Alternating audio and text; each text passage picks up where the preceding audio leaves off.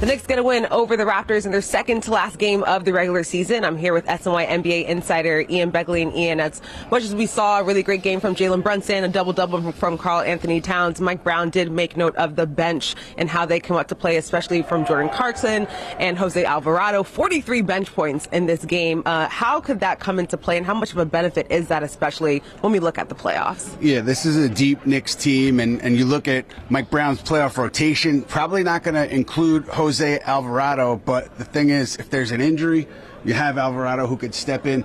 Jordan Clarkson probably gets short minutes, but you know what he can do the way he's been playing the last few weeks, and so you have faith in the guys on the bench if there is an injury with this Knicks team. And yeah, the depth has been there all year long, but I think you're really seeing it kind of fall into place this past week. Yeah, and speaking of potential injuries, we did see OG Anunoby kind of go down a bit in the second quarter. He didn't return in the second half. What can you tell us as far as his status? Yeah, there was no new information after the game, but I think you saw OG tweak the ankle, and then I think he stayed in the game for a couple of minutes, and then he came out. So I think that tells you that at least the severity it could be in the Knicks' favor. The other thing in the Knicks' favor, by clinching the 3 seed, they don't have to play Anunoby on Sunday, and then you have a week between Sunday and game 1, so plenty of time for OG to rest and recover. You can only imagine that they're going to be cautious with him with the postseason coming up so shortly. Let's talk about them being the 3 seed.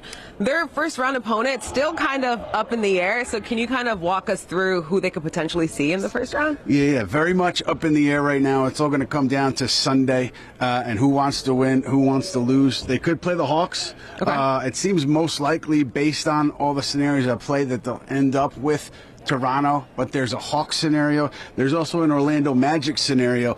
Given the way the Knicks have really dominated Toronto this regular season, no one's going to say it, but I'm sure you catch them in an honest moment, they'd like to play Toronto in the first round, get through, and get ready for the second round. Yeah, swept them this season and last season, so we'll see how this all shakes out over the next couple of days.